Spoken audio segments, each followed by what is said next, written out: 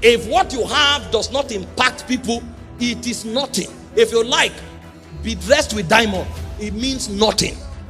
If somebody is hungry and your life cannot impact that person, you and your diamond is a waste. If you like, have money in different accounts and in different currencies in different nations. If it does not affect people, it's a waste. If it does not change people, it's a waste. If you like, be powerful. If that power does not improve humanity, it's a waste. So when we are talking about making a difference, we are not talking about possessing more. We are actually talking about utilizing what we have to begin to change the stories of men.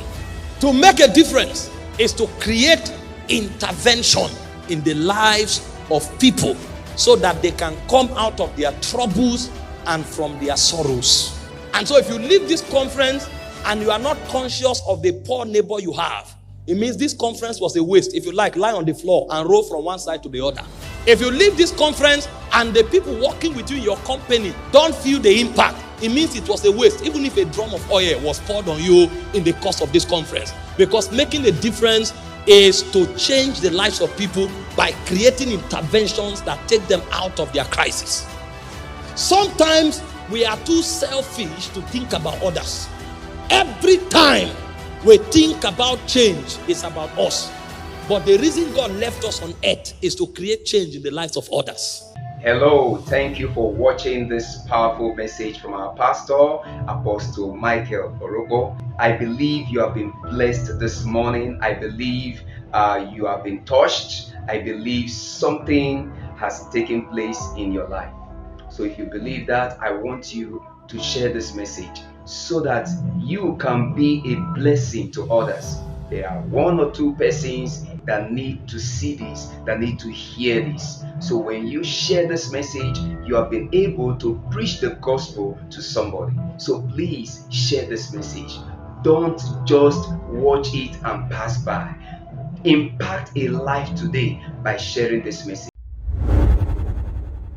How are you guys doing? I hope everyone is doing just fine. I hope you guys are living your life the way you want, and you guys are making some small but necessary progress every single day. Because like I have told you before, you do not have to do everything at once. You do not have to achieve every single goal at once. All you need to do is start doing it. Doing anything is better than doing nothing. The only way you succeed in this world is when you start doing things that help you move along. So I came across this video on Facebook, and the video was really, really inspirational. So I thought to myself that it would be wiser if I share it with you guys so that we can all get inspired together. Because remember, we are here to support each other. We are here to fight for each other. We are here to educate each other. In order for Africa to be developed, in order for Africa to become a continent that we are all going to love, we are all going to be proud of, we all must collectively be involved.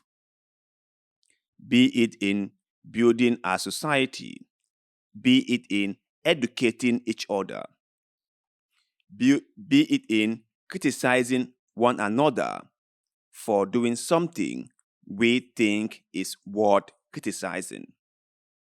All these things will help us get ahead. So, let's watch this video, and please kindly like this video if you haven't, and also subscribe to this channel if you think that what we do here inspires you, and then tell a friend about our channel. Help us spread the word. It is your responsibility to help educate other Africans. So let's watch the video. go to church on Sunday, we engage in church activities, and yet we can't pay bills, and yet we can't pay rent. What is the reason? Number one, you have to understand this. Going to heaven and succeeding here on earth are two different subject matters. That you are a child of God, your name is written in the book of life, you have achieved the first purpose, but that does not omit you from the principle. Oh, you are going to be a medical doctor, you are going to be an engineer. Perfect, I agree with the preacher. But the second level, you need to get a JAMB form, you need to go to the university, get into the faculty of law or medicine, as the case may be, depends on the one they have prophesied on you. Then study, stay 7 years in the school, then let the school certify you that you are qualified. Then the prophecy has come to pass. If you are gallivanting everywhere with prophecy and there is no process, I bet you will soon be an embarrassment both to yourself and to everybody around you. Number two, prayer, fasting, seed, faith, tithe, giving does not make you rich automatically. Now, there are two ways to break even financially. Two ways. Whether you are in Germany, whether you are in China, whether you are an American, whether you are Nigerian, no matter who you are, like I said, God is not a respecter of persons, but a respecter of principles. Number one, you must have a product or you must have a service you are rendering. Now, the anointing oil poured upon you is a waste of time if you do not have a product or you do not have a service. I guarantee you, you will be heavily poor. People are identified by their services. If you mention Aliko Dangote, what comes to mind? Cement. If you mention Mark Zuckerberg, what comes to mind? Facebook. If you talk about Steve Jobs, what comes to mind? Apple. When you mention Messi, what comes to mind? Football. When you mention Ronaldo, what comes to mind? Football. So people are identified by their products. Men of God are really changing the tune. Men of God are doing their best, I have to say. I have been very, very critical about men of God. But like I told you before, I'm someone who is trying his best to be fair. I'm someone who is trying his best to be honest. And I take responsibility when I'm wrong. And I give credit to where it's due. And when I came across video like this, when I see men of God educating people on how they can be Christians and at the same time care for themselves, it brings me so much joy and happiness. Because I have never had problems with people's beliefs. Like I have said this time and time again. I think that someone believing in a higher power is very good. Someone believing in something greater than themselves is very important. And I appreciate that. But I also want people to be able to take care of themselves on earth. I also want to see people be able to feed themselves, to clothe themselves, to shelter themselves. I also want to see people thrive and succeed in whatever they are doing. I also want to see people be able to feed their children, to send them to school, to clothe their children, to provide for the young ones. Because more too often, when you go around the community in Africa, you meet families whereby the children are starving, but the parents are praying morning, afternoon, evening. You see families where the father and mother are supposed to be working, but instead they are in the church doing one thing or the other, and their children can barely eat. And in that same church, the man of God is super rich. The man of God can feed himself and his family. The man of God has a very fancy house. The man of God has taken very good care of his or her children. But the members who run in at the least call find it very difficult to feed their children. Isn't it the responsibility of the man of God to tell his or her members to take care of their families, to do things that will help feed and clothe and shelter their families? Is it not the responsibility of the man of God to urge his members to get a job rather than spending time in the church compound?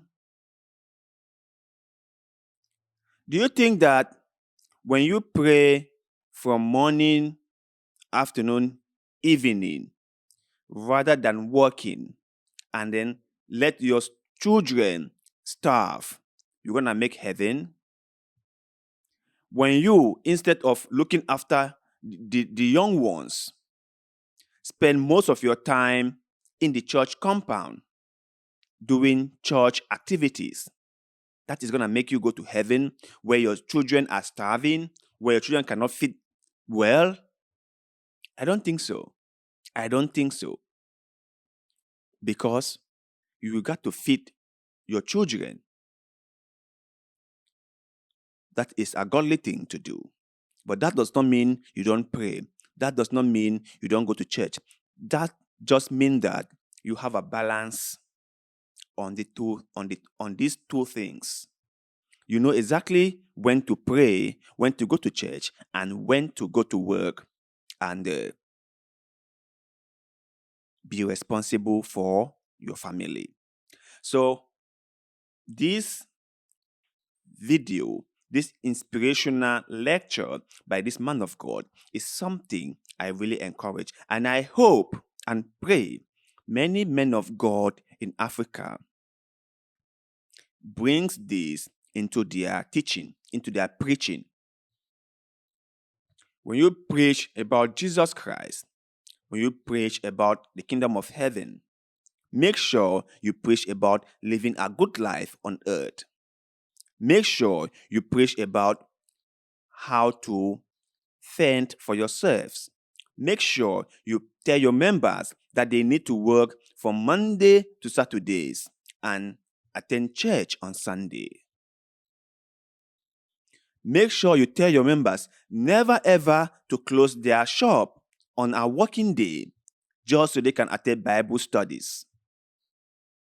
Make sure you have your Bible studies as short as possible, or maybe online, so that your members can sit in their workshop and just listen to what you say on their cell phones.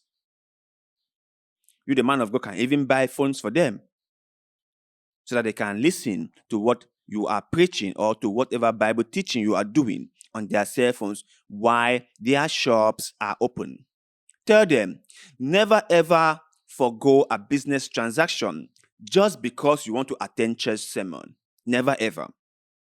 You can pray in your heart where you are and then go through with the business transaction. Never ever forgo a business transaction because you are supposed to be in church. Never ever.